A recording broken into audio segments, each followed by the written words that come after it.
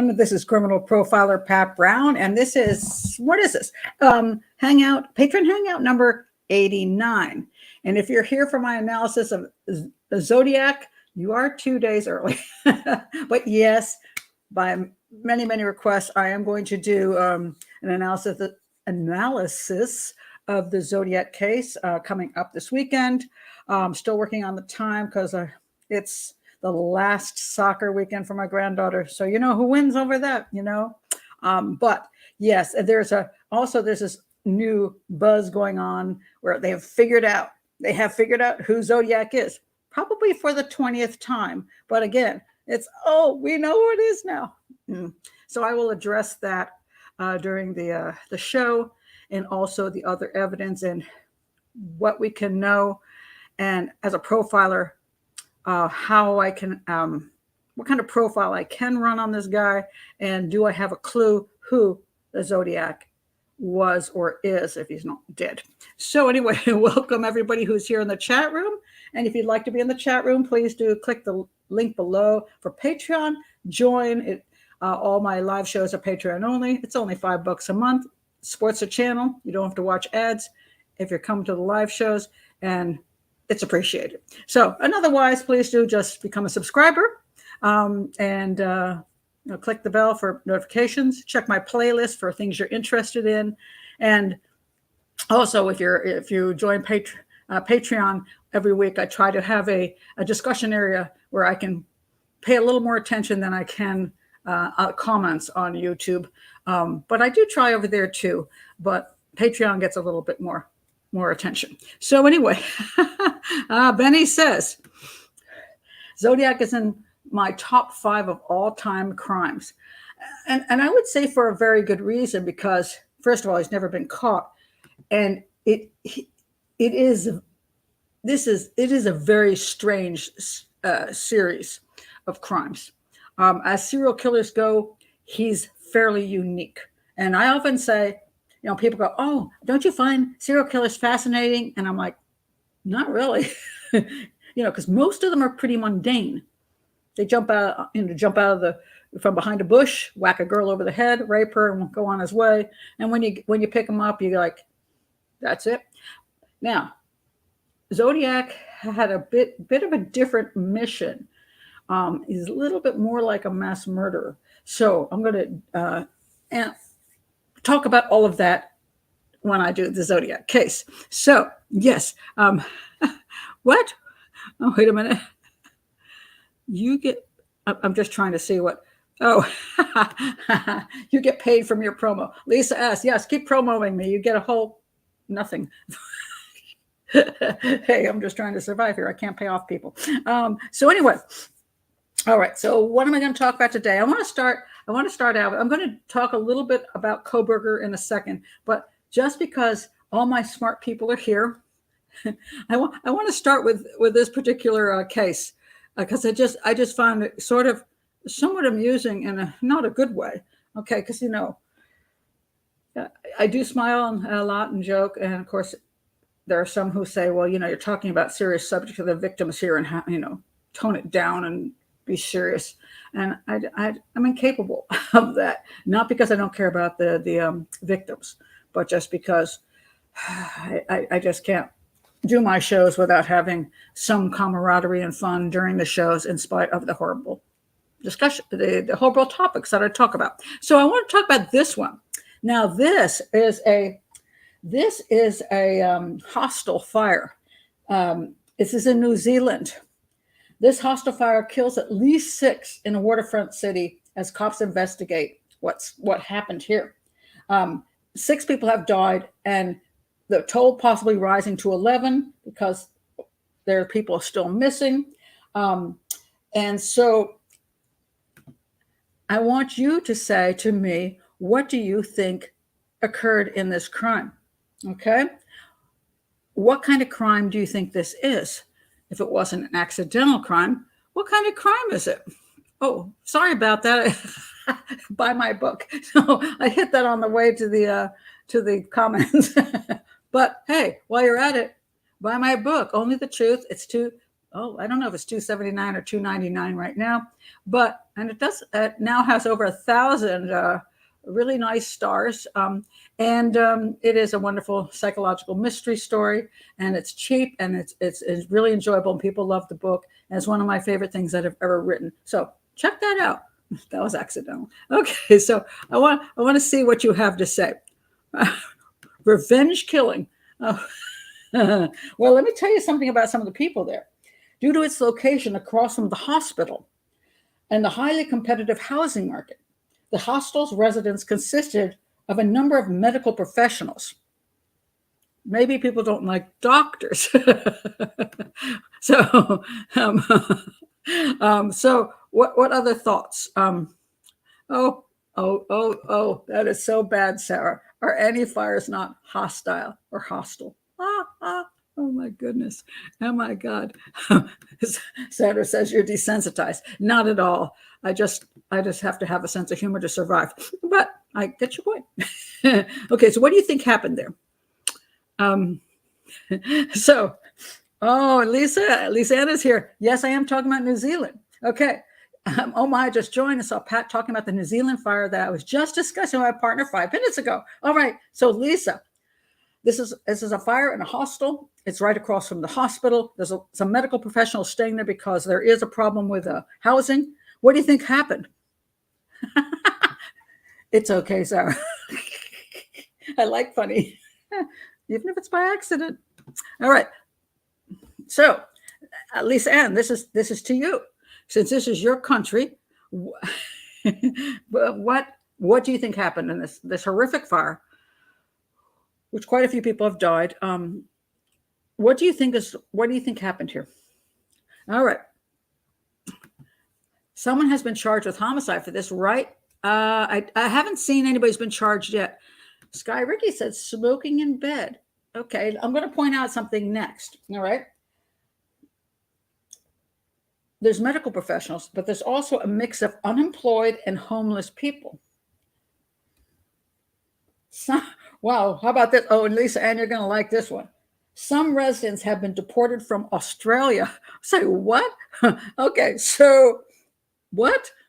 Okay, so what do you have in the hostel? You've got these medical professionals who need a place to stay. And by the way, my son, when he attended the University of Hawaii, when he was looking for a place to live, he ended up in a hostel there. Now, mind you, I happen to be a hostel lover. I've traveled around the world, and I kind of enjoy staying in traveler hostels. I don't mind being in the bunk bed with other people around. And I think it's fun, and I meet people, and it's cheap. My son stayed at this place in Hawaii, and he was like, a good portion of the people in that hostel were really questionable folks, and you had to be really careful because of who they were, and what they were, if they approached you, what they were after. So yeah, I'm a hostel lover. That could be true too. Let's see. Oh, Lisa N says it was a resident who deliberately started the fire, apparently. Now, okay. What I think is amusing about this, in a very sad way, is this is suspected arson. But what was amazing to me was they say this further on. The cause of the fire remains unknown. At least at the time I see this, I don't know whether there's more stuff coming in, because you all you're ahead, aren't you, in time? So you may be ahead on the news. The cause of the fire remains unknown, but police do not believe it started deliberately. Really, despite treating the incident as suspicious. Okay, wait a minute. But then the next statement is this. The Herald reported that a convicted arsonist had stayed at the building, and police started questioning him at midday. I'm like, okay. A convicted arsonist is staying there, and the building goes on fire. Not saying he did it.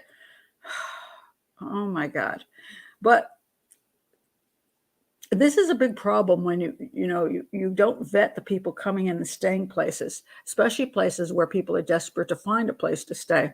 Both those who simply can't find, like the medical professionals, but also for people who are being thrown out of Australia. And homeless people, probably drug users and arsonists. It's unbelievable. Melissa says, the arsonist set the fire, really? We don't know. What do you think? Sarah, let's start there. You'd think. Oh my goodness. Let's see where Lisa has to say. A man has been charged with arson, but not homicide. Oh, really? He's been charged with the arson, but not the homicide. So an arsonist started the fire and people died, but he's only being charged with arson. Okay. I just found that story just kind of just blew me away when they like, oh, and there's an arsonist staying there. Like, well, that makes it easy. And I think this is a question. Yeah. I'm only joking a little bit here, Lisa. And homicide charges will probably follow soon. Sometimes it's the same thing we do in the U.S. You do piece by piece by piece, but oh my Lord, but just kind of blew me away, the whole concept of the whole thing. It was crazy. Oh wait, so that was my starter for the day. Now I'll go to Kohberger because I have been asked about Kohberger, Brian Kohberger, and the Idaho mass murder for students. He has been indicted, and here. Oh, sorry, that's not. Oh, sorry. I'm having issues here. Sorry, hold on a second. I'm having cough. Stop that. Sorry.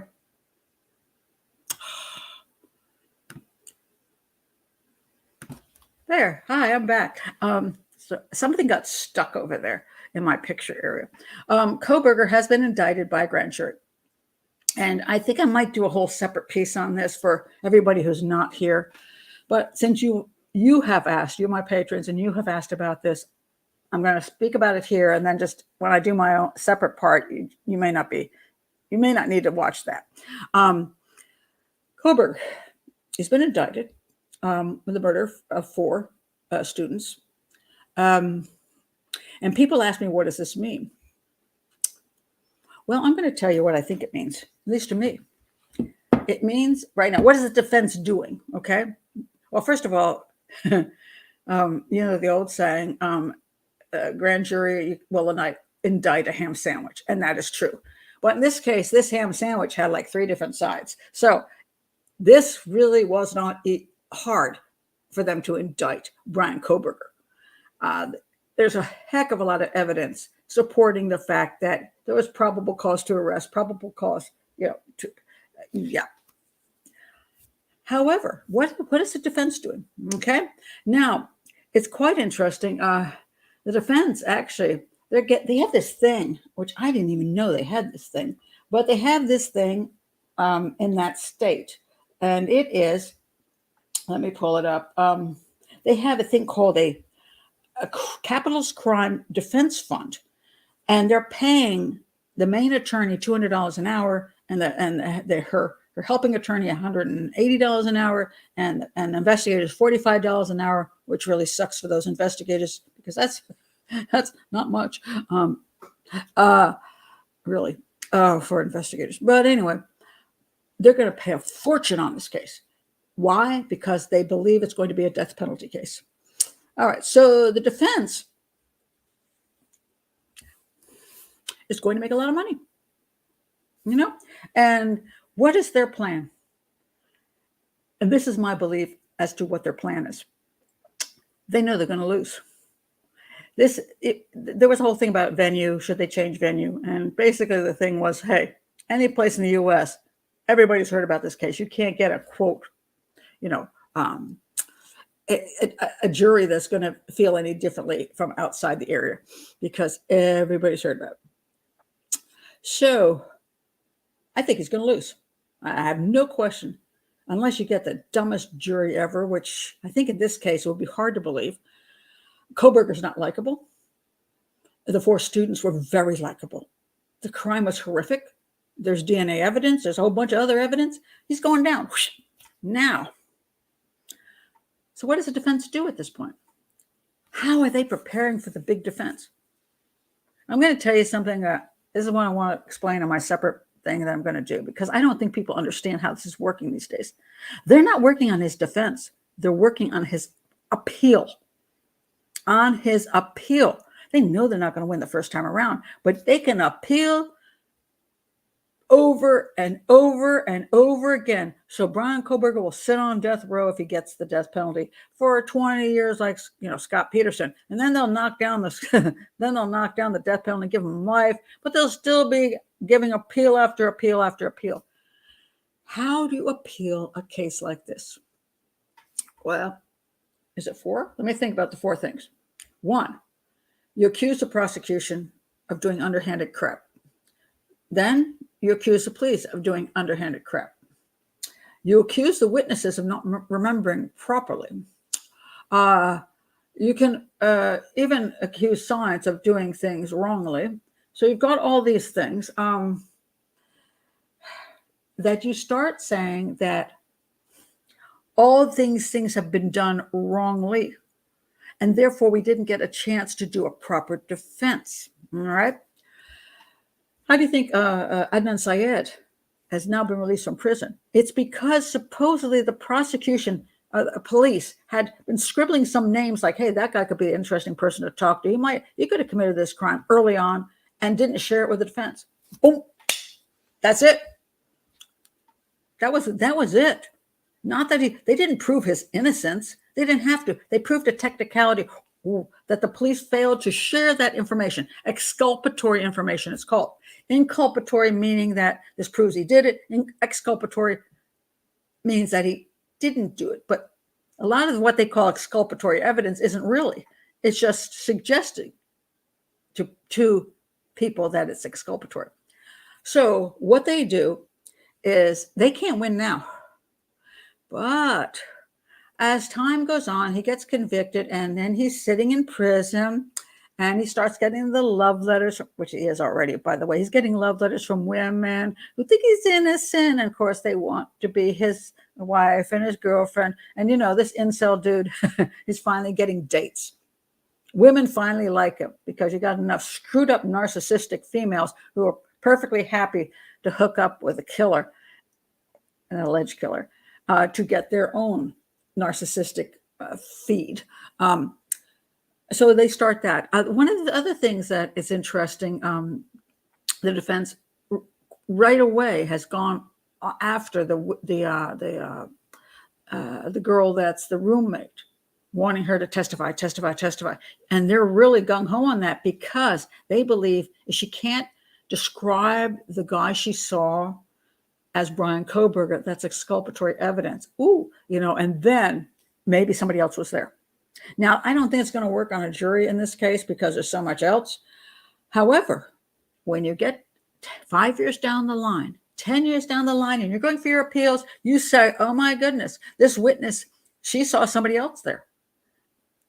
Oh my gosh, they did this, they did that. The police didn't share this with us. The prosecution was whatever. They come up with everything they can, and witnesses especially, you can wipe them out because take this, for example, a woman or man drives by a motel on the edge of town after they did their shopping, and they look over in the parking lot, and my God, there's their spouse with another person. And they're like, oh my God, they're cheating on me. They arrive home. The spouse is not there. Eventually, the spouse rolls in, kind of smelling like been with a different person. And then the person says, I saw you at the motel with somebody else. And the spouse looks at them and says, what the heck are you talking about? I was nowhere near that hotel. I don't know who you saw, but it wasn't me. And immediately, the person starts doubting themselves. And that's their own spouse that they saw. You think they'd know their own spouse, right? But as soon as that person looks you in the eye and lies like a dog, there's that question. Maybe I'm wrong. Maybe it is somebody else. Maybe I was just distracted and didn't see properly. Now you take a witness in any case, and oh my gosh, you come back 5 or 10 years later and say, did you actually see that person? Do you know?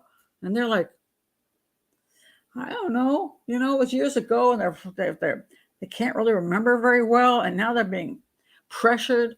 Are you absolutely 100% sure? And the answer is usually no. And they go, see, there you go.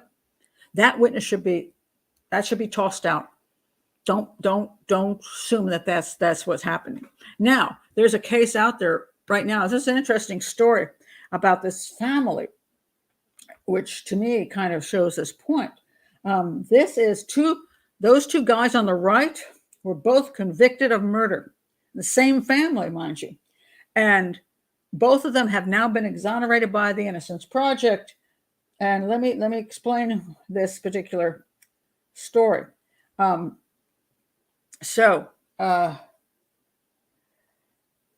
This is Irene is the woman there, and she says this about the man next to her, and the the man next to her is her.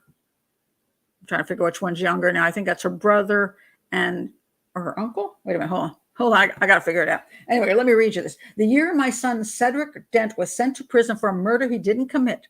That's her son. He didn't commit this murder. It changed everything for me and my family, except for one thing: the trips I took to the Louisiana State Penitentiary to see him. Those I was used to, because I'd already been making them for the last 20 years to visit my brother, another black man locked up for murder he did not commit. My brother Elvis Brooks, and that was the guy standing next to her. I think that's the older guy. That's the older guy there. Yeah, was arrested in 1977 for a murder at a New Orleans bar during a robbery. During his one-day trial, 13 witnesses, including me, testified he was home at the time of the night of the murder. Instead, the jury believed the testimony of 3 white patrons in the bar who said my brother did it, even though one had been unable to identify him before the trial. We would later find out that the robbers had touched 2 beer cans in the bar and left partial fingerprints, which were not a match for Elvis. Now, then her son crushed her family, and if he's innocent, absolutely so. 2 decades into my brother's incarceration, my son Cedric was arrested for a murder he didn't commit. He was only 23. Worst kind of deja vu.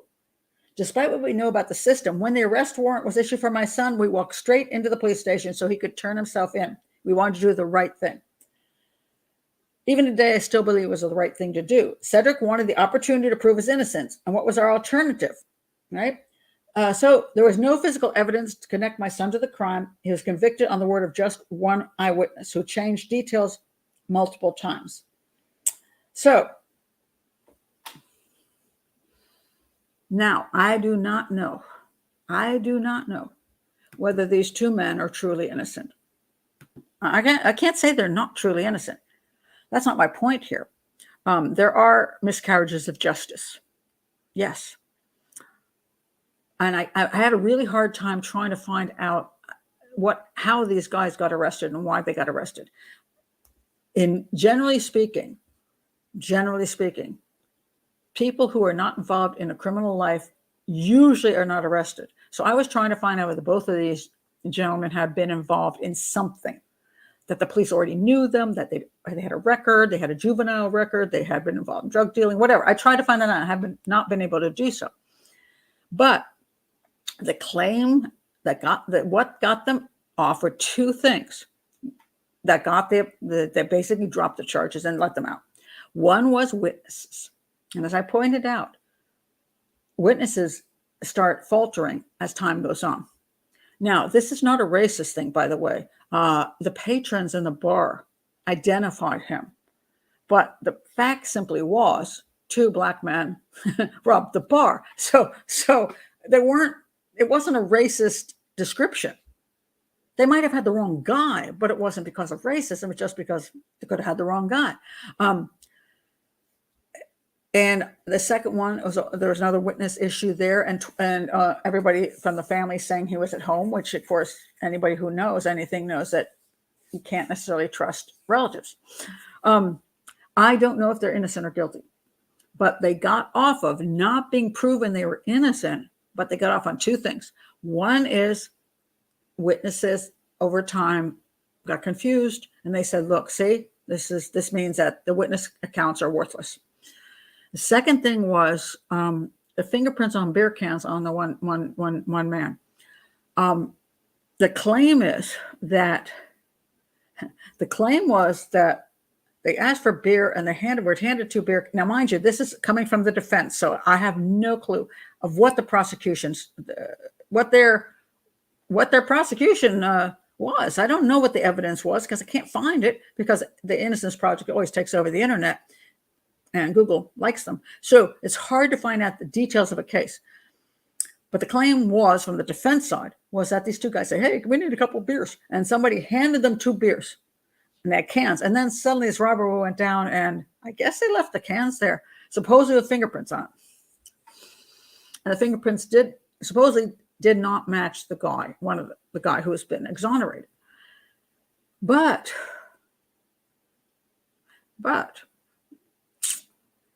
the claim is not so much that he's innocent, but that supposedly the prosecution or the police did not tell the defense about a fingerprint on the can that did not match him, fingerprints on the can that didn't match him.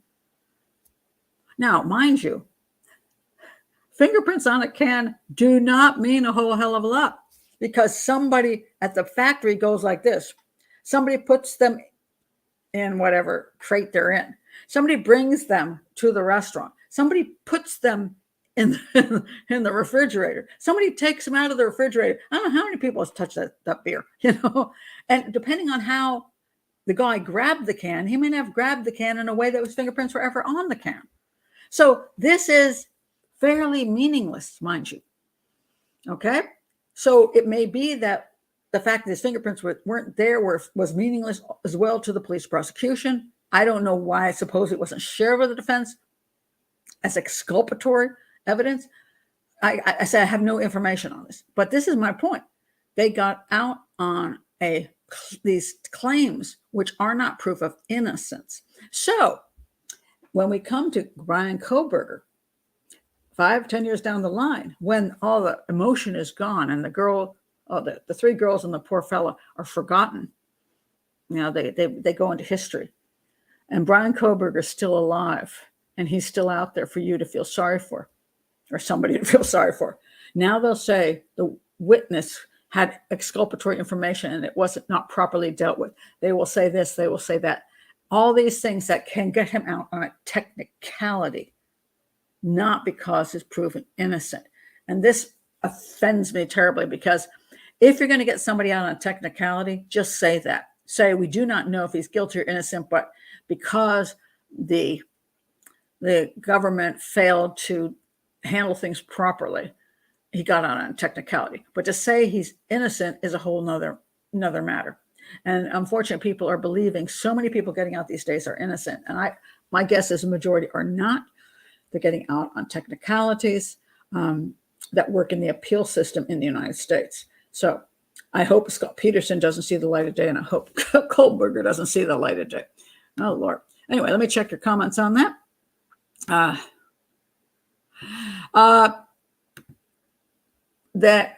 Yes.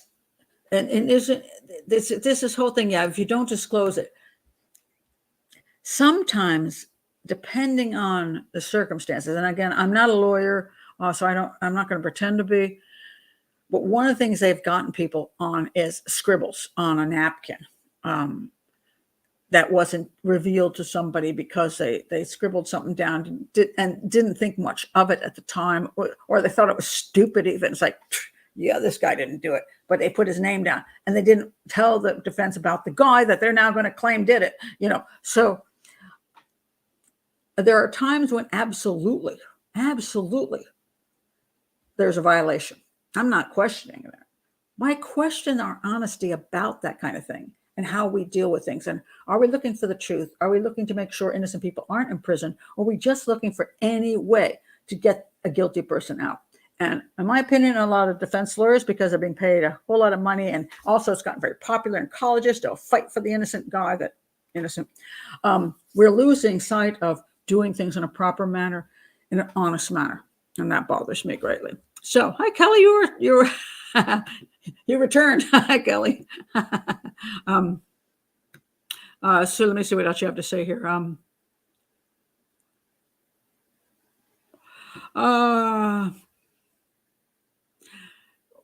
I'm not sure I understand that particular question.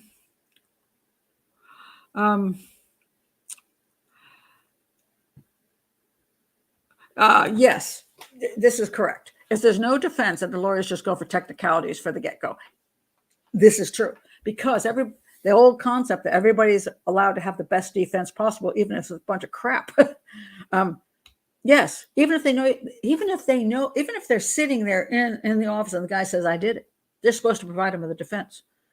Even if the defense can get away with a whole lot where the prosecution can't get away with so much, although that's not always true. The Anderson Cotter case that I worked on, and the prosecution went forth with an absolutely outrageous case, which was pitiful and should never have been taken to court. Sometimes, and both sides sometimes can be squirrely. Okay, but yeah.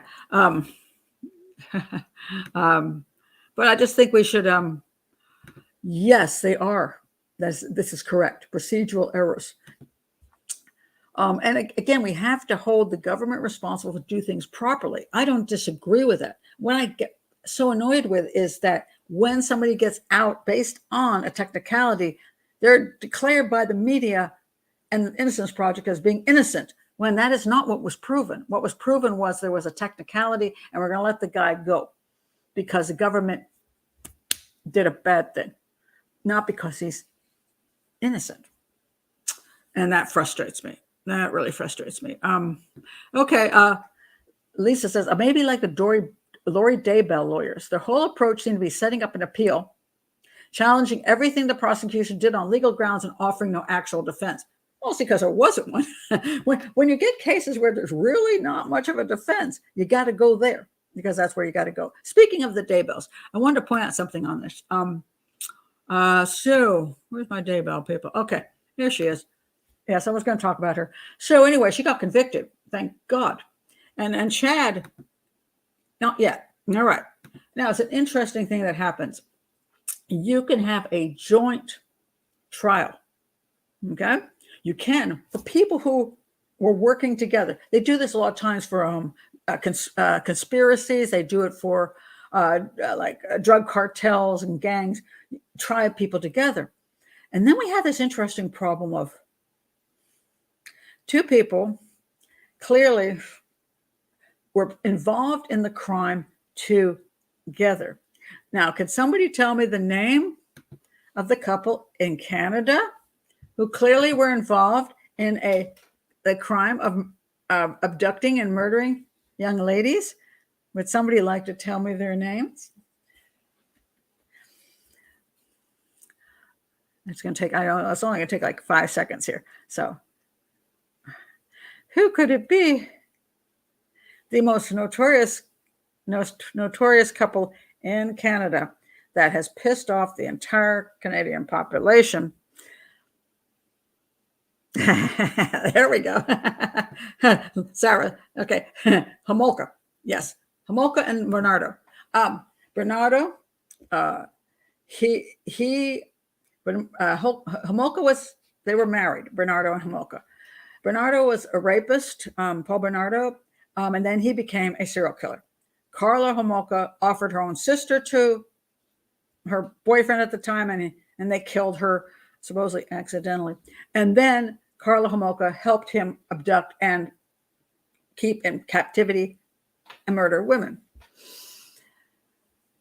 Because they ended up with two separate considerations, Carla Homolka took a plea deal, and she's free. She's out. She got remarried. She has kids. Makes me want to throw up. Makes everybody want to throw up.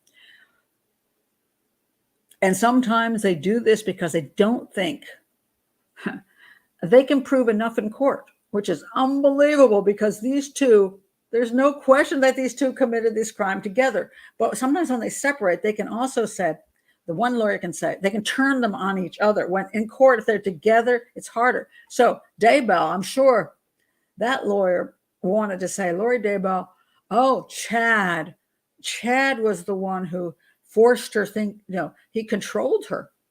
because it was a cult-like thing. He controlled her, and she had always loved her children and taken care of them. And then she met Chad, and everything went to hell because Chad controlled her. And Carla used the same thing when Paul made me do everything. Carla is like a psychopath and a half. I mean, she loved what she did. She enjoyed the heck out of it. But if you can separate them, you can play, especially for the women, you can play, poor me. I'm domestically abused and controlled by some male. Didn't seem to work for Lori. Glad of that. And let's see what happens to Chad in his trial, because it is separate. He may claim that Lori was a femme fatale, that she forced him into doing these things out of love for her. He had no intention of doing these things, and she controlled him. Let's see how that plays out. And then we'll get to the appeal process. God knows what will happen there. She looks like a psychopath. Well, speaking of looking like a psychopath, let me go to this next case. And Benny asked me about this one. This is the case of, all right. This woman, she wrote a book. It's on Amazon. And she wrote a book, and her husband died. And she wrote a book about how to help your children survive the loss of their father and their, and how to grieve. And she wrote this wonderful book. People just thought was just fabulous. Let me find what I want to talk about, because the husband, I have to mention this with the husband. Oh my goodness, the husband. Hold on. Where to go?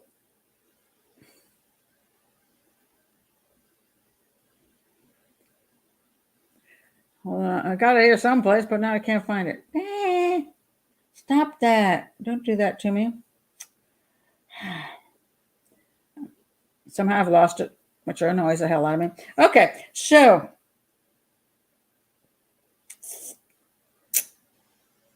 anyway, I know what happened. Anyway, this guy, what's her name? Why can't I find this? This is crazy. Hold on a second. I got to pull it back up. Okay. And you do the Google search, Woman kills husband, writes book. Husband writes book. There we go. All right. Let me get her name back up here. It vanished off my thing as usual. All right. Her name is Corey Richards. She's been arrested and accused of, in the charging documents, of poisoning her husband with a lethal dose of fentanyl. All right. What I found was amazing. Let me see if I can locate this, the thing I had originally here, but went missing on me. Yeah, it's so annoying. Her husband still loved, let me see if I can put it in, still loved her. He knew she was doing things to him. Still loved her. Let's see if I can find the one I liked. Damn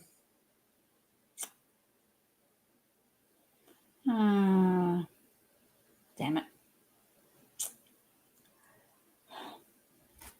Maybe it's on my phone. Sometimes there's too many places these days where everything can be, and you can't, then you start losing control of where they think these things went to. Let's see if I can find it, because I love this one. Let me go to, let's see if it shows up here. Come on, man. Okay, never mind. I'm just gonna have to explain it. Anyway, so annoying. The husband always knew something was wrong with this woman. She kept stealing from him. She was stealing all kinds of crap from him. And this was before they were married. And one of the reasons he stayed, see the picture here? He supposedly stayed in this marriage because he still kind of loved her. And they had 3 kids, and he didn't want his 3 kids to be without their mother. But early on, I think even before he had all 3 kids, they were living together. They had bought a house together. And then it said they got married after that. At what point do you leave your children in the custody at any point in time of a woman who is a psychopath? If the woman is stealing from you and admits it, she did, he should have gone straight to the police, but he didn't. He kept forgiving her and forgiving her and forgiving her and forgiving her. And then he even said, I think she's poisoning me. But you stay for your children's sake. Do you not understand that if your wife gets away with it, those 3 children might be next? I don't know what's wrong with this man's head. Why he would have stayed. Here's what I always tell people. First of all, date for 2 years before you get married and find out if he's a keeper. Secondly, after you get married, wait 2 more years to have a child to make sure he's a keeper, and vice versa. Okay? Whomever you're marrying. 2 years before, 2 years after, before you bring children, whether you adopt them, whether you bear them, I don't care how you get them there. Before you put children into a situation, make sure you have 2 stable parents who aren't crazy and aren't psychopaths, because those children will suffer if you do that. So this guy apparently went ahead and had children with her more than once, twice, 3 times, when the whole time he was questioning that she was doing these things to him. Well, he wasn't even questioning. He knew she was. Dude, do you not know what a psychopath is and how she's going to then treat your children? So she got tired of you. So what happened to this woman was she got tired of her husband. She wanted to buy this house he didn't want to buy, and she murdered him. And then she wrote a book on which she took, right? She managed to write this book in the first year and then go get it published. And people were just some were raving about it.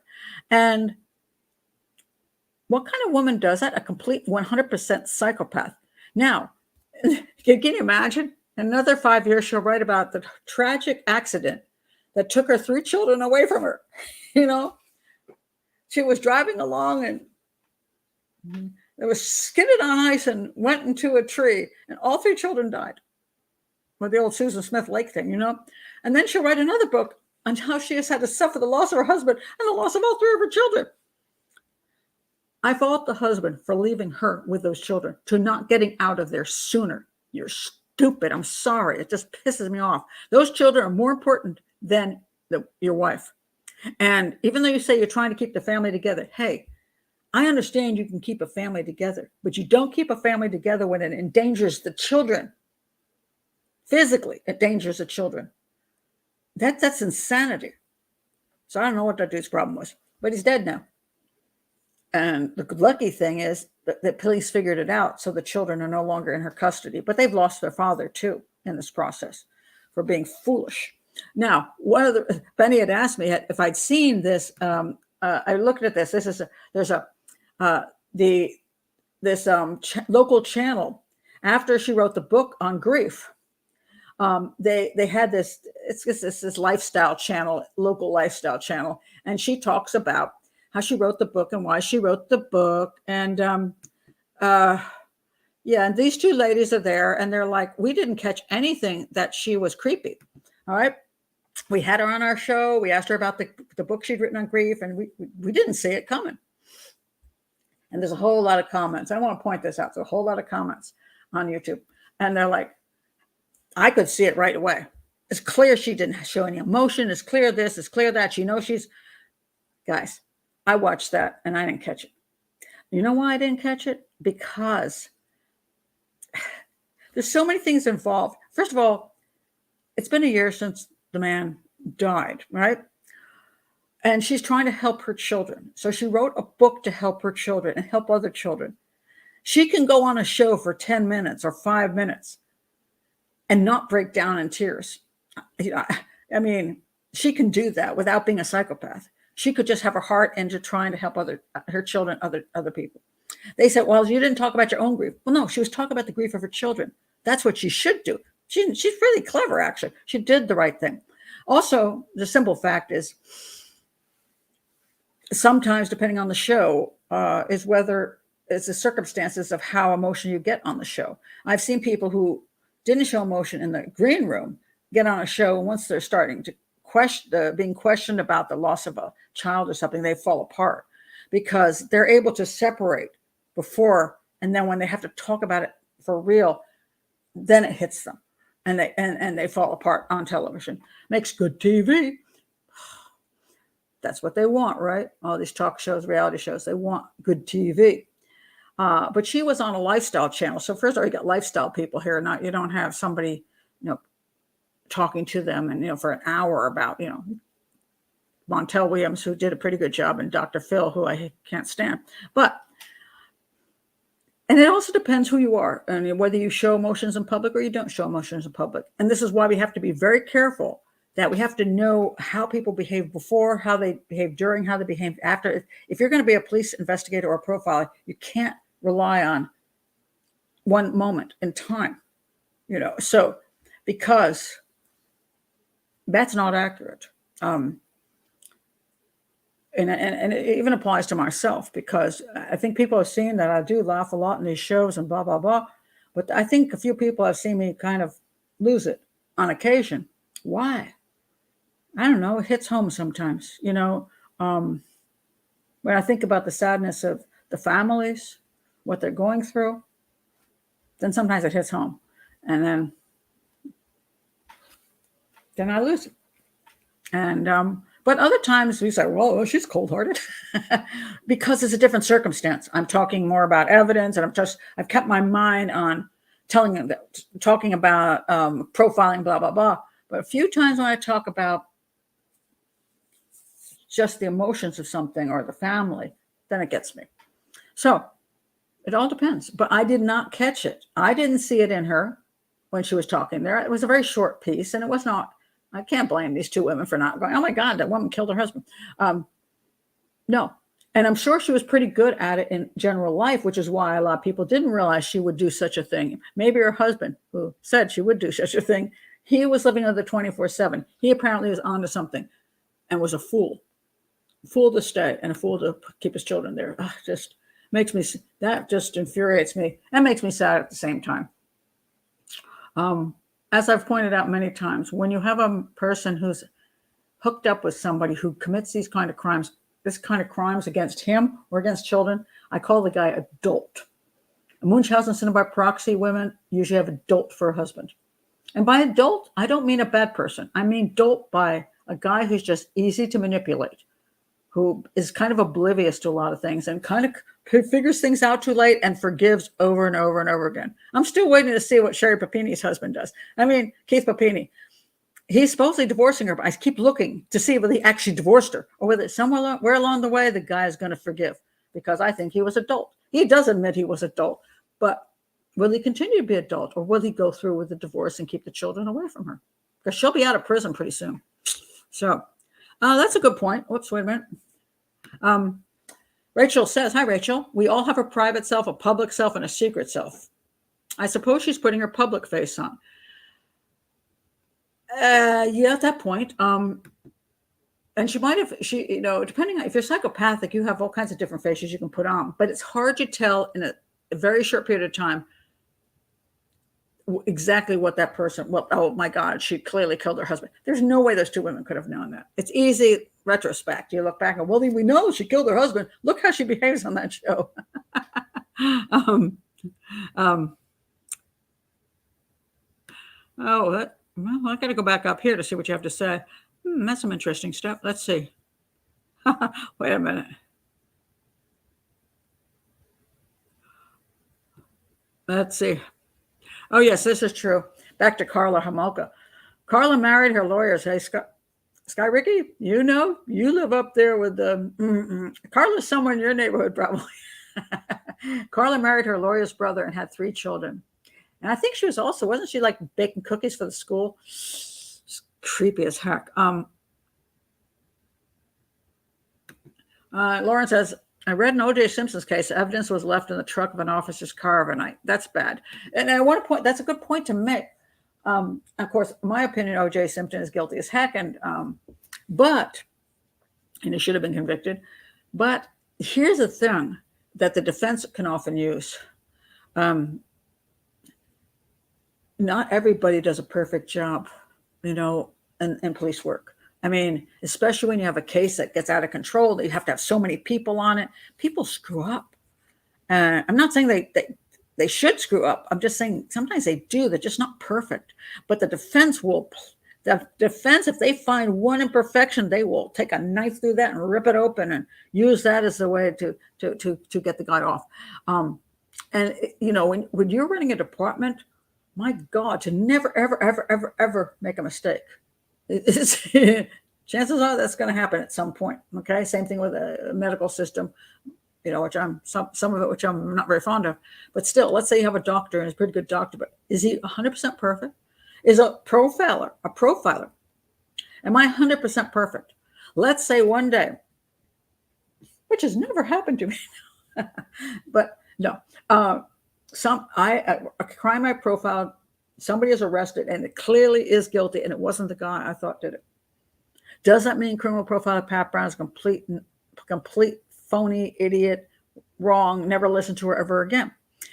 And as I pointed out last week, when I did the analysis of the Jody Jones case and Luke Mitchell, I said, so far what I see is I don't see evidence to prove Luke Mitchell innocent. And I was talking about other things too, but this one person who liked me a lot until that moment in time, who thought everything I did up until then was great, went crazy because I didn't agree on that one thing.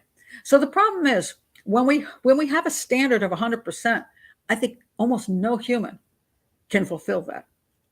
Believe me, as a parent, I'm pretty sure my children will not say I was 100% perfect parent. And I'm not 100% perfect grandma either. Sorry, kid. I'm not. There's things to dislike about me or think, oh, you shouldn't have done that. You yelled at your granddaughter. I have yelled at my granddaughter. I'm not perfect. I'm not 100%, and neither are the police. And neither is the prosecution, even though sometimes prosecution can be as crooked as a defense. So we have to prevent the serious things. But the problem is we can take the most minor thread, pull it, and destroy everything. And I find that problematic. I have talked about Lucy Letby. I can't, the weird thing about Lucy Letby, Rachel, is that Lucy Letby is a woman who is a nurse on trial in the UK for killing a whole bunch of babies at the hospital. Do I think she's guilty? Yes. But what's interesting is I've been searching for stuff about her. If you have any of this, Rachel, check it over to me because it's been driving me crazy. I can find nothing about her earlier life. And she didn't, in my opinion, if she's guilty, and I do think she is, she didn't wake up one day and decide to kill babies just for the fun of it. She had to be a psychopath prior to that. She's Munchausen syndrome by proxy. There has to be evidence of her being psychopathic. And I haven't seen, it's a dead silence on it. Now, of course, this could be the UK system. But I think she's guilty, yes. Let's see. And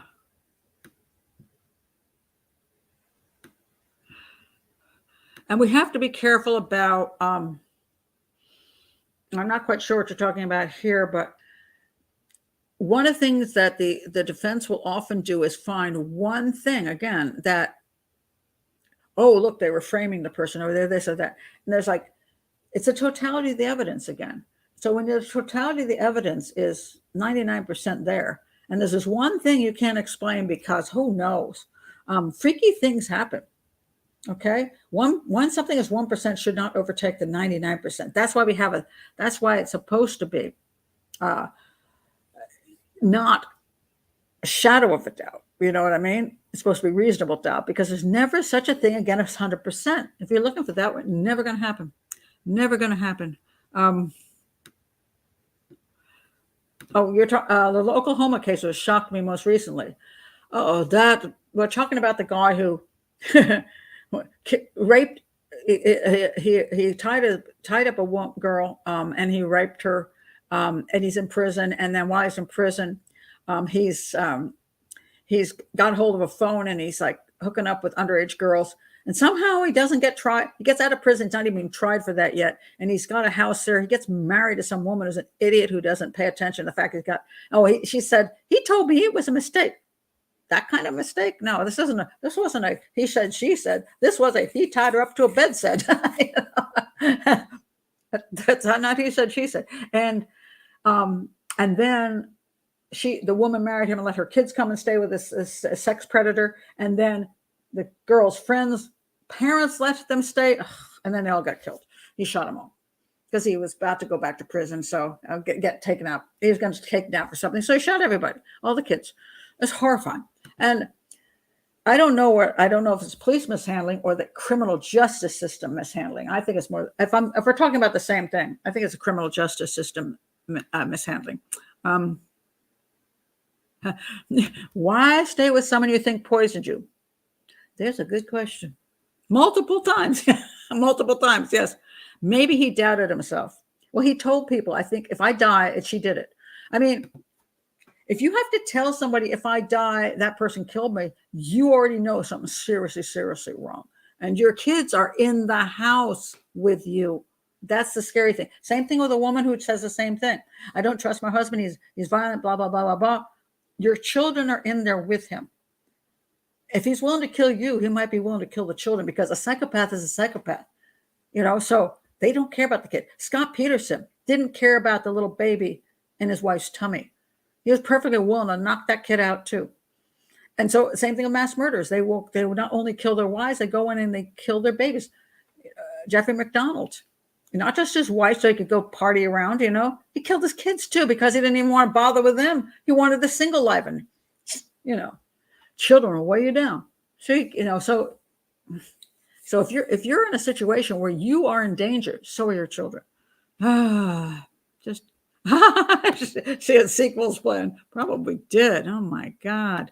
Oh Lord.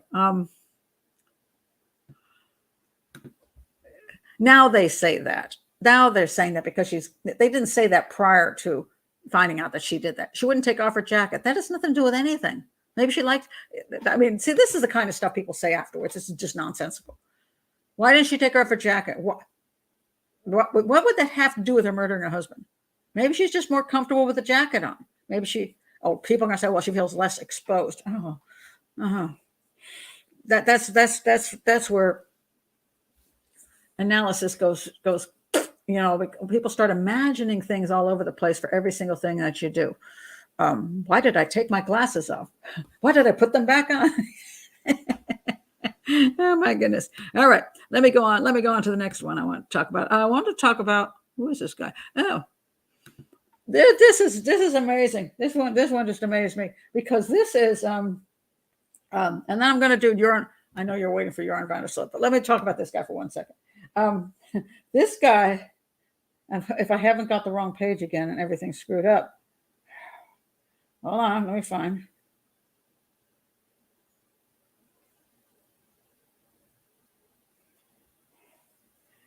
What in the world is going on here?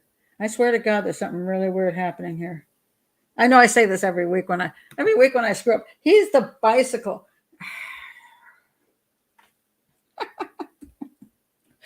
Oh, sometimes I know every week this happens. Why does this happen? Bicycle killer, guilty. All right. Okay. He's supposedly this is the New York City bike path killer. He was convicted. All right. An Islamic extremist. This is this guy who killed 8 people with a speeding truck in a 2017 rampage on a popular New York City bike path. Was convicted Thursday of federal crimes and could face the death penalty. But guess what? He's not going to face a death penalty. He's going to get life in prison. Do you know why? Because the jury said they didn't know that he was actually dangerous to anybody in prison or anybody else. Guy ran 8 people over on purpose. I'm going to say he's dangerous. And I'm like, how can you come up with that? I mean, actually said that. That's why they didn't give him the death penalty. Again, if you don't believe in the death penalty, I get it. But to say he didn't get the death penalty because he didn't seem like a danger, this guy is as dangerous as they possibly get. Just kind of blew me away. I was like, what the heck? All right.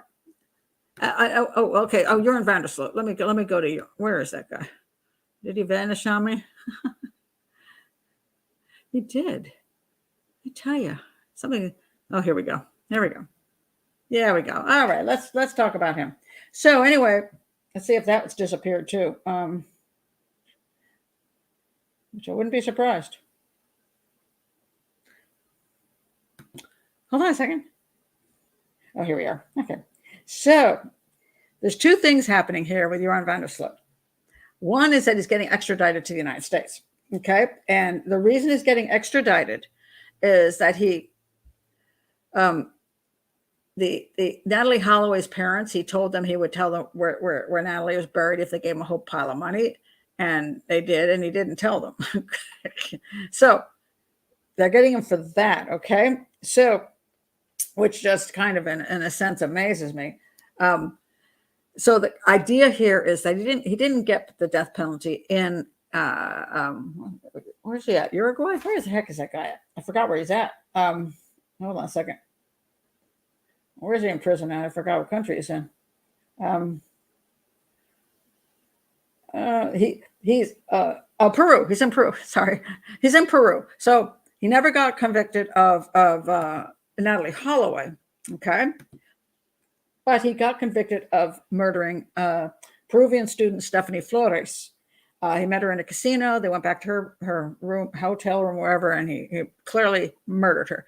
In my opinion, he murdered both the ladies.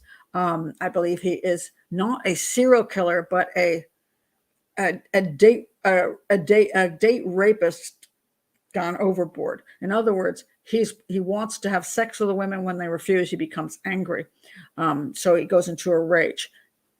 And I don't think he seeks out women to kill. I think he killed these two women because they wouldn't give him what he wanted. All right. Dangerous guy. Is a psychopath. He's 100% a psychopath. And he's got all kinds of other things to do that were psychopath. However, he had an indictment in the federal grand jury in the United States for wire fraud and extortion charges after allegedly fleecing $25,000 from Natalie's mother, claiming he would reveal where Holloway's body is. All right.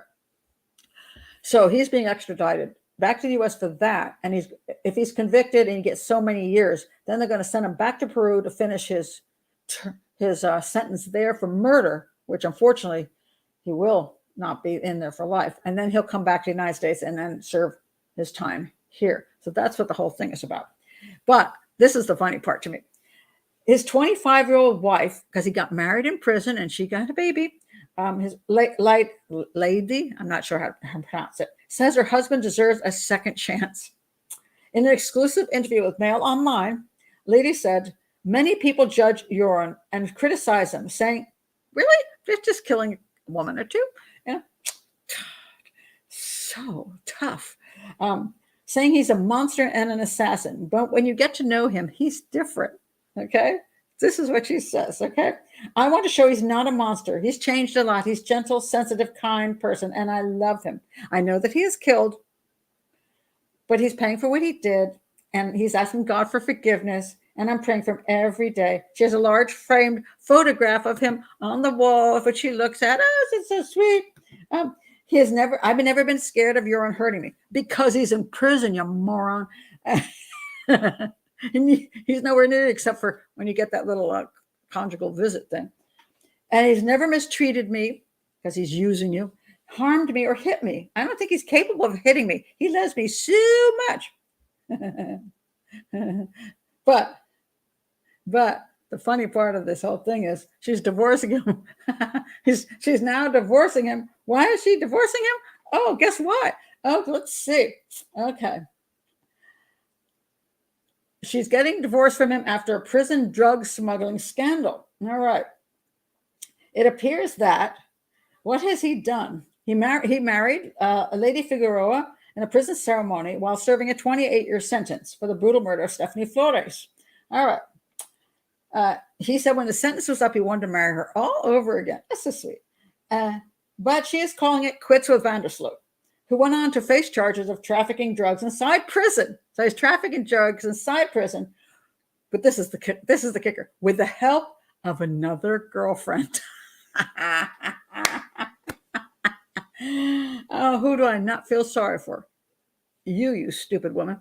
Oh my goodness. So she now realizes maybe he's not all that. Oh my God. So anyway, I hope he comes to the U.S. I hope he gets indicted.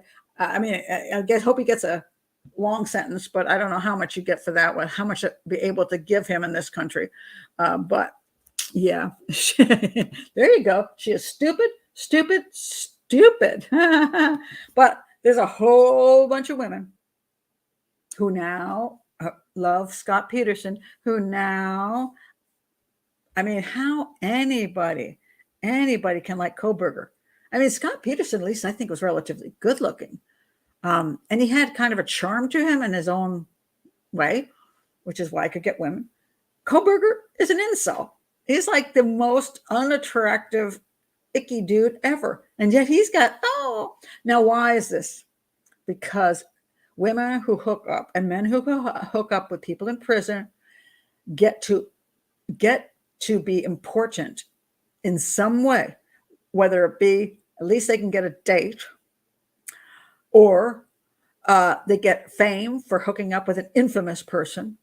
They think they're doing good. Look, I believe in him. I believe in him so much that I believe in the good in everyone, and they can present themselves as this wonderful, kind person who gives everyone a chance. They got problems. They have serious problems. A high level of narcissism, usually. In other words, they want a massive amount of attention, and they can't get it out there in society because they're not capable of doing enough useful things to get it. So they focus on the prison population and get their attention through that. And it works really well until the guy gets out or the woman gets out, and then she stabs you in the back. You know what I mean? Attacks your children. You take them into your house and find out they're not what they said they were. So when they get free, that if they ever do, then they often get in a lot of trouble. So yeah, their name linked to that person. This is correct. A very odd thing about names linking to somebody else.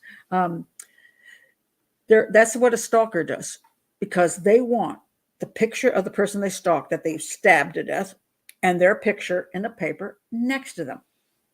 When you see Joran Vanderloot, you see Stephanie Flores. When you see Joran Vanderloot, you see Natalie Holloway. When you see Joran Vanderloot, you see Lady Figueroa.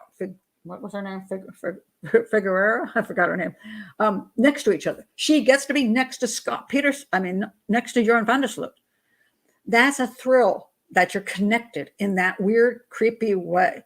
And you're famous because once you do that bad thing by either killing somebody or by hooking up with somebody who's killed somebody, you can end up in the Daily Fail, Your picture's up there and millions of people see it. And before that, you worked down to local CVS and couldn't get a date. So which one's more exciting? Which one gives you a bigger thrill? Linked forever. Yes, that is very true. Very, very true. Oh, lots of guys like the Night Stalker. Good gosh. Yeah, it's always amazing. It's always amazing when somebody can like somebody who commits one of the most gruesome crimes ever. I can sort of get where somebody could go for a fraudster, at least they're not a killer.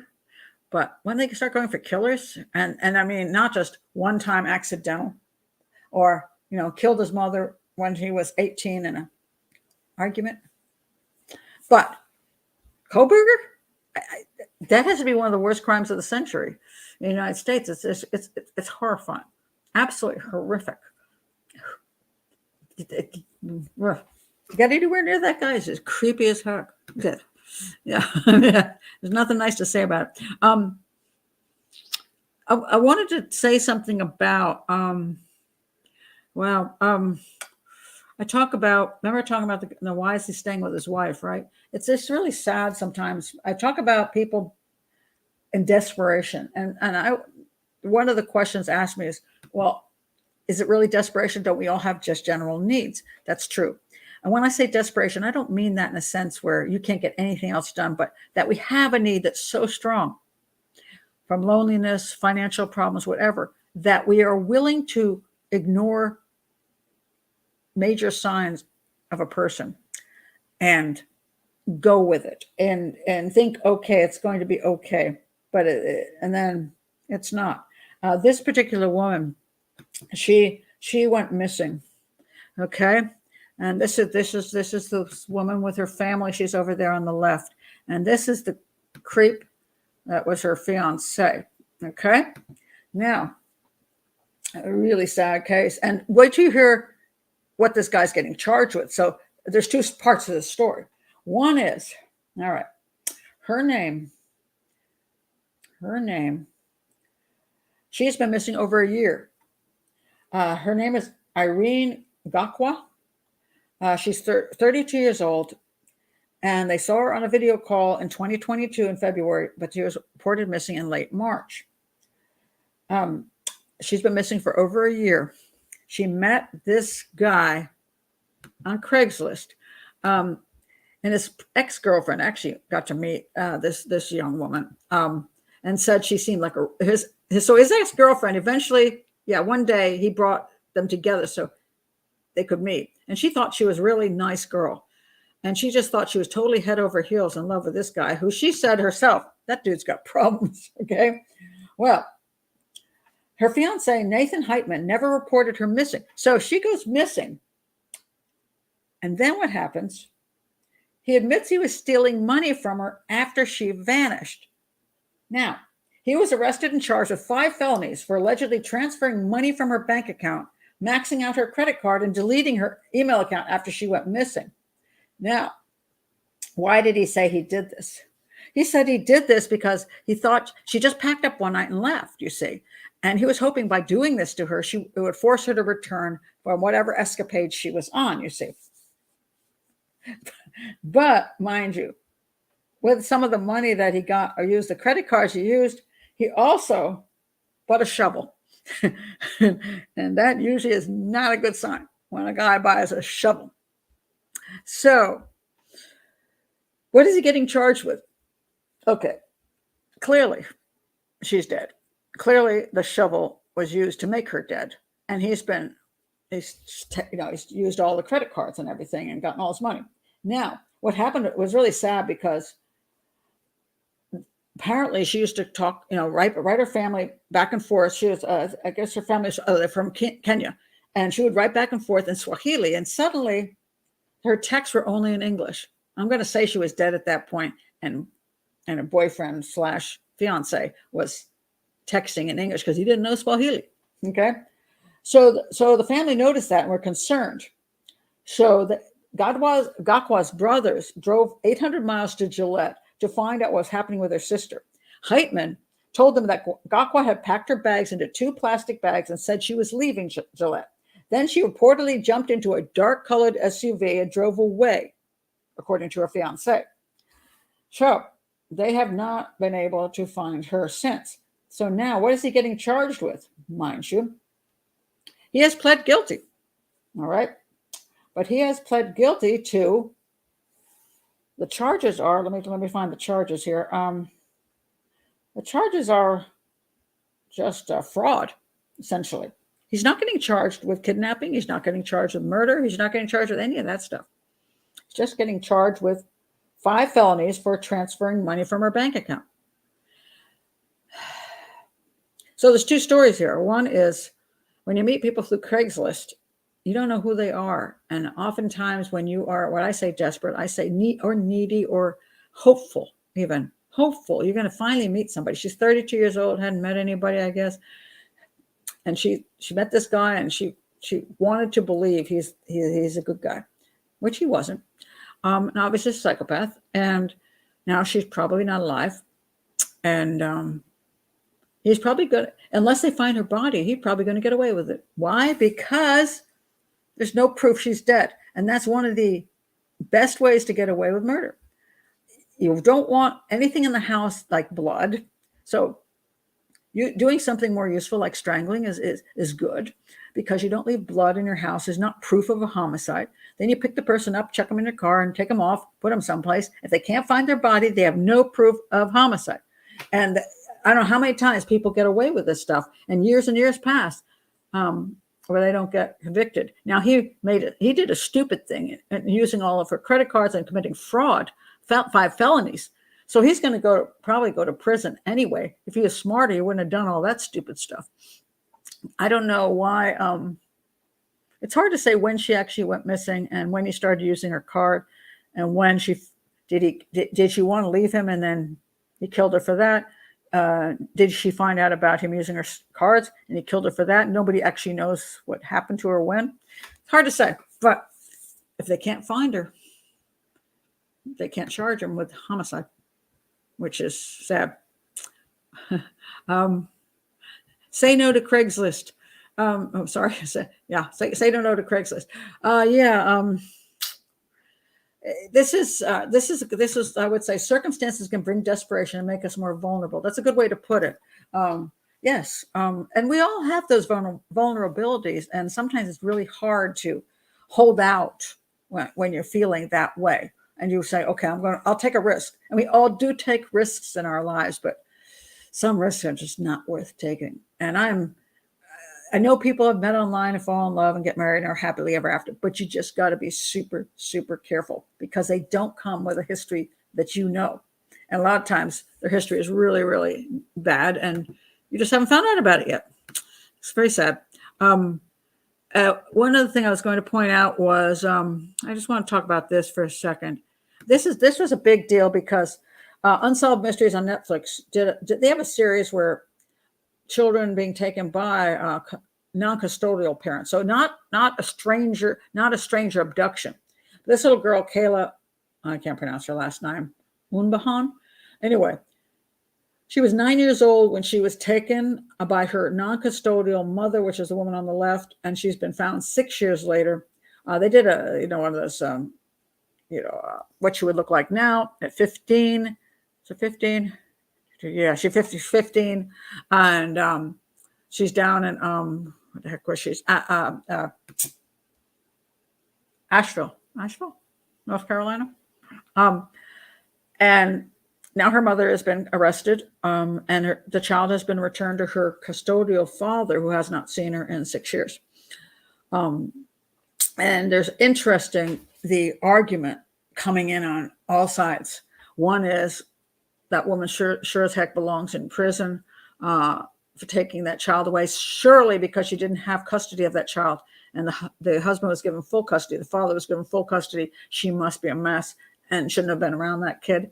However, she didn't have visitation, and the father had allowed her to take the child to go on a camping trip, like around 4th of July, and then she disappeared with her.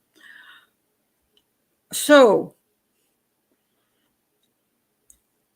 when you see things from the outside, it's very hard to tell why anything happens, why a person loses custody, why a person gets custody. I've seen situations where the courts are really, really unfair in some of these things. A lot of times, if a child, for example, if somebody can make a complaint and the children are removed and put with one of the parents because a complaint was made, if they can delay the case long enough and the child is there for 2 years and the child's safe, the judge will then not be willing to take that child out of there and put it with the other parent because it's been proven that the child was okay for 2 years. They don't want to take the chance on moving him with the other parent when what happened to the other parent might be a complete lie, and this person could be a very controlling person. And so maybe this person over here unfairly lost the child custody to this person based on their lawyers and all the other horrible things that happened. On the other hand, this person over here could be having a real severe problem with neglect, abuse, drugs, whatever. That's the reason this person got full custody. But do we know why? We don't. And that's so from the outside, clearly, the mother did not have custody, and she illegally kidnapped the child, and went into hiding. And theoretically, let's say there's been claims like sometimes a woman. I forgot the woman who was famous for that, where she kidnapped her own daughter or went into hiding and said it was because my daughter was being sexually assaulted by her father, and I would do anything to protect my daughter. And in that case, she's a hero, right? My God, she's a great mother. She would protect her daughter, even at the risk of going to prison the rest of her life. She did what she had to do. But that's only if it's true. And that's the problem. Do we know if it's true? So when you get in these court battles, oftentimes we do not from the outside know what the issues were, what social services intervention was, what the judges like, because there's some wacko judges out there too. It's hard to know anything. So I just feel sorry for the kid because the child, Now she's lived with her mother all these years. I don't know how her life has been with her mother. Let's say her life was pretty good with her mom. She enjoyed every moment of being with her mom, and they did wonderful things together, and she was happy. And now at 15 years old, her mother's thrown in prison, and she's returned to stay with a guy she knows nothing about because she doesn't remember him hardly at all because it's been 6 years. Or she, thank God, she's away from this woman. She's finally free and returns home to her loving father who's been waiting for her all these years. Maybe she's super happy she's escaped from this woman. But we don't know. I just wish her well. I hope that it's just a sad situation for any child to be in. And here's a teenager who's always being, it's hard being a teenager anyway. And now you've got this horrific situation. First of all, everybody knows because it's all over the national news. They've been on TV. What happened to you? And now you're still in the situation between these two parents. And she's 15-year-old. If she was down in Nashville in a high school, had friends and all that, now she's no longer there. She loses all the friends down there, and she's got to start a new life. If it was bad down there, then again, she'll be happy to start a new life. But people are commenting all over the place about which side they're on. And I'm like, how would you know? How would you know? All I can say is at a certain point, the mother broke the law because she did not have custody. That's all I can say. She broke the law. That's all I know. So, but sad for the kid. That's an interesting point, Richard. I'm welcome. That's why I ignore those missing person messages on the highway. They're domestic. The majority are, including the milk box, the milk carton kids. A lot of things you see missing exploited children are custodial issues. There are children who are truly abducted by strangers, but it is quite rare. Even if they're abducted by a family member, it doesn't mean things are good for them. I mean, usually that means their family's a mess, which is sad, because every child deserves a good family, but they don't always get them. So pretty awful. Would he be a stranger? Pretty much, because she hasn't been in contact for 6 years. And she was 9. It depends how well she remembers him and whether she remembers him in a good way or not. I don't know, Yeah. All I can hope is that he's a good guy. That's what you hope. That's it. Oh, well, well, Melissa, you have a positive outlook on life. Maybe they're both psychopaths. That's sometimes true. And, sometimes when children get into a court situation and they're trying to determine custody, it's like the judge is like, well, I got this piece of crap and this piece of crap. And then you got the choice of putting them in foster care. And that's not so great either. So you're like, what do you do? And sometimes they roll the dice. The judge rolls the dice and just picks one. Pretty sad. Really sad situation. Let's see. Was there anything left to talk about? Let's see, what time is it? Okay. I'm just finishing up with this just because I thought this was quite interesting. I talked about this poor woman the other week. And the reason I want to talk about it, because she was an absolutely beautiful woman. She was well-known, famous. She was a model. And she's now living homeless on the streets and is a drug addict. But what I wanted to point out, which I thought was really interesting because I hadn't heard this one before, and this is not, I'm not surprised about it, but I just think, I try to point this out because I just think this is a public service announcement. That's basically what it is. She said this.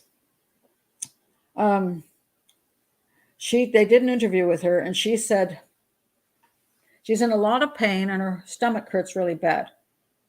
She claims she, quote, can't live inside anywhere because someone electrocuted her every day for nearly a year. And now she can't be exposed to electricity. I think because I pick up the electricity, I also pick up other things like certain chemicals or batteries or fuses, like wire, different kinds of metal. So I think my body even filters out that kind of stuff. I'm not sure exactly. I'd have to go through a big X-ray, sonogram machine or something to see that. It's pretty intense. I'm going to say schizophrenia. Okay. Now, she didn't have schizophrenia before she ended up on the street doing drugs. And I have said forever that the excess use of drugs causes schizophrenia, especially in teens. That's when it starts getting into starts, if they're using it heavily as a teen, that they go from being okay when they're 13, 14, 15. By the time they're 17, 18, they're starting to have psychotic events, and then they're diagnosed with schizophrenia. And she's a meth addict, okay? And I just, one little comment before I go. This says meth psychosis and schizophrenia. Methamphetamines have been called several slang terms over the years: crank, ice, crystal. They're very serious drug, causes major long-term damage to users. Not only that, methamphetamine can severely damage one's mental health through a process called meth-induced psychosis. And meth psychosis can eventually lead to schizophrenia. So this is my public service announcement. People think they can do drugs, and it's the same as happening with marijuana these days, which is very, very strong compared to what it was when I was a college student. That was homegrown crap. But now it's so strong that they're seeing the schizophrenia rate in teens skyrocketing, just skyrocketing. It's up. How much did they say it's up? I think they said it was up. A recent study showed that approximately 25% of people who enter a substance-induced psychosis will be diagnosed with schizophrenia. It says here, schizophrenia normally develops in people while they're teens or young adults. However, it can take years to develop. But interestingly enough, a lot of times, a good portion of time, it's because they're on drugs. Nearly 50% of people with schizophrenia are dependent on either alcohol or drugs. If a person has a family history of psychosis, even at higher risk of developing the disorder if they use methamphetamine. So it's just very, very sad, because once somebody gets involved in that, a lot of times it can't get back. There was one other story here. This mom said, from crime and homelessness to schizophrenia and suicide, mother shares how pot stole their sons. And it was so sad, because she said, you see the picture of the kid when he's little and he's playing soccer and all that kind of stuff. And he seems happy even in the early teenage years. But her son committed suicide. She said his death followed a months-long struggle with psychotic episodes and paranoid delusions from years of heavy cannabis use. And it says here, new research suggests they were right. A study published by the National Institute of Health warns that cannabis use is implicated in 30% of cases of schizophrenia among men aged 18 to 30. So I'm very, very anti-drugs for that reason. Not to be, you use it once, you might be okay, but the problem is the consistent use of something like that. It does damage the brain. It damages the wiring. It damages a whole bunch of stuff, and you can't come back. That's the sad thing. And she's lost her son. Years of he was on the street for years on the street. She said that, he said Randy's upbringing was happy. We were a normal, healthy family. We did family dinners. We went to church regularly. He started using casually at 15 years old. And then he was diagnosed with cannabis use disorder within a year, and he became compulsive about it. And then he started experiencing psychotic states. He heard music and voices, made grandiose plans for the future, believing he would be a famous rap star, and even landed in the hospital for frostbite after running barefoot in a snowstorm. And so he had severe paranoia and delusions. And then he got fired from his job. So he was that ended up there, and he ended up on the streets and ended up committing suicide. And, I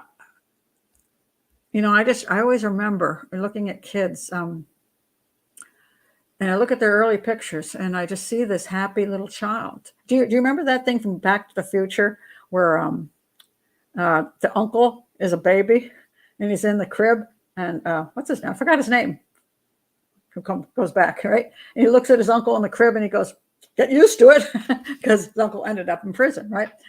But, you look at a baby, you look at a happy little toddler, you look at a kid going to school and showing off his artwork, and then he's fishing when he's 15 and all this, and then that's it. He gets into drugs and his whole life goes down the toilet. I just don't understand our acceptance of drugs. Sorry. I'm just dead set against them because it's so out of control, and schizophrenia is rising. And then because we also have lack of people being institutionalized anymore and people out on the streets. That's why the homeless people are becoming dangerous and endangered at the same time. That's why it's dangerous to go on trains anymore. Crime has escalated I won't even take the metro in Washington, D.C. anymore. It's too dangerous. Yeah, they used to love taking it. So what the heck? People are everywhere with a mental condition. And I used to interpret in the hospitals, sign language interpreting for quite a few people who were schizophrenic, and the drug issue was almost always there before the schizophrenia. So it's like, I always thought it seems a little weird to me that you'll be perfectly healthy until you're like in your late teens or 20s and suddenly become a schizophrenic overnight for no reason. It's got to be something else that interferes with what's happening in the brain. And so I think when they say 30%, I think that's low. I think it's probably way, way higher, but people just won't admit it, or it isn't proven. But that's why, to me, drug use, selling drugs should be a major crime. The cartel should be shut down, and even taking drugs should be a crime. We used to believe that, but we don't anymore. And because of that, we're losing a lot of people to mental illness. And that's my soapbox for tonight. I just had to get there. It bugs me.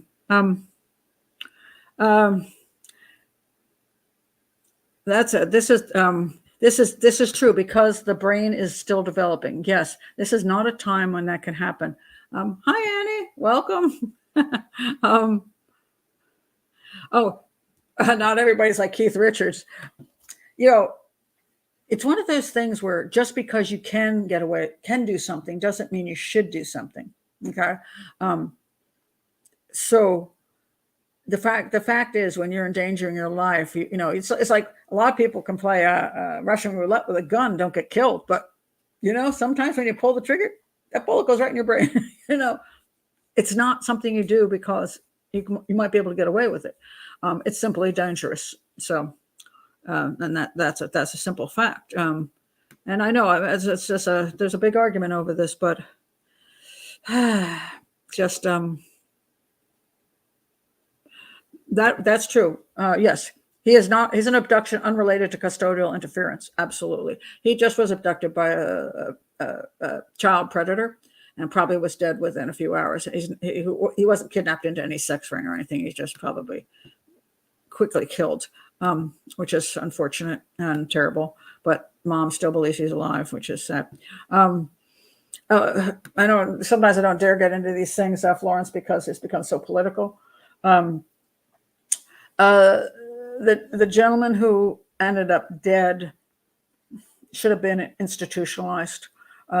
He once probably was not probably was not a danger to the public, but he became a danger to the public. He had a long history of arrest and threatening the public. People were terrified of him. When he in the train, he would go into rages and do all kinds of things that were scary. And he had, an arrest record that was pretty long. I think it was 40 some arrests. He should have been institutionalized. And maybe if he'd been institutionalized, the people on the train wouldn't have been endangered, and he wouldn't have been endangered. And the Marine who decided to do what is called a RNC, a rear naked chokehold, I think he did that. Obviously had no intention of killing him. He was trying to protect the people on the train. There were 3 people involved trying to hold the guy down, and he did and was it the best choice of chokehold? Probably not. Should he have held it as long as he did? Maybe not. It's hard to say why exactly the guy died, but supposedly that's going to be a method that's going to be a court issue. But I believe he was trying to protect the people on the train, and it went south on him. And that'll be up for a court to decide whether I believe they're going to charge. I think they charge him with manslaughter. It'll be up to the defense to see whether they can prove that that the actual chokehold wasn't what killed him. But if it was, my son, who's worked a number of years as a bouncer and in bars, says, well, there's better methods of holding him down that he should have used. That was probably not the best choice. And he, that's a much more dangerous choice. So we'll see what happens in a court of law. So, yeah. But I think the problem is people are getting to the point where they're frustrated. And, when people get frustrated and frightened, they take measures that maybe they wouldn't have taken under other circumstances. And I do think we're having a little bit of out of control problem with crime. And they're saying right now in Washington, D.C., the crime rate, the death rate among children in D.C. is absolutely skyrocketed from crime, death rate. So we got some work to do trying to get ourselves to deal with things better. But right now, we got a lot of out of control stuff going on. It's frightening, really is very frightening. No, he's not a security guard. No, no, he is not. But he has worked. He never worked as a security guard. He worked as a bouncer a number of years ago. But that's not his profession now. And one of my other children also worked as a security guard, but he's no longer in that profession either. He's in another profession. And I have one more child in law enforcement. So I think they all probably know how to do the chokehold. So I do like the fact that whenever I go out with any of my children, I feel well protected. Yeah, that's pretty nice, So yeah, I feel much more secure with them. So anyway, I'm glad you're here tonight. So coming up, well, there will be I will be doing a Zodiac this weekend. Might be in the evening, and I always like to do it midday so more people can make it, but I got soccer games. What can I say? It's the last weekend for my granddaughter's soccer games. I am a grandmother first. But I'll be doing a thing on Zodiac. I'm also going to be I have read Sandra Lean's book on Innocence Betrayed, who she is the one who supports Luke Mitchell and believes he's innocent in the murder of Jody Jones. I've now looked at her book and read a good portion of it. Some of it I had to glaze over. So I'm going to be doing a separate video on my determinations after reading her book. And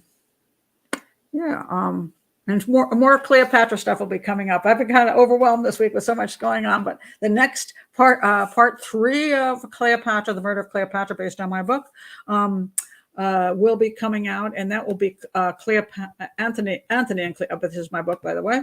You can find that in the link below as well.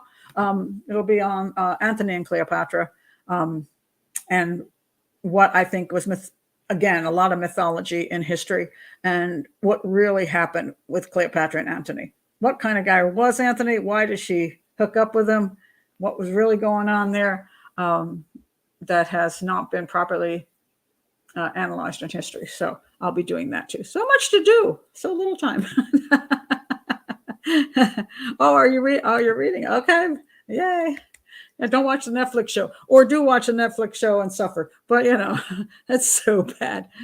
Thank you, Anna. You've been my greatest supporter of my Murder of Cleopatra book. So I appreciate that. Oh, and you like my series. I'm glad. It's kind of neat to be able to actually just do pieces of the book, some of the most important parts of it. So maybe people can understand it who aren't really going to get into reading the book, or they can see what I'm talking about and want to read the more in depth with the book. So, yeah. So I'm glad you're doing that. So that's grand. So anyway, I will see you next time. Probably this weekend, or sometime, maybe this weekend, when I figure out when I'm going to do it. See you then.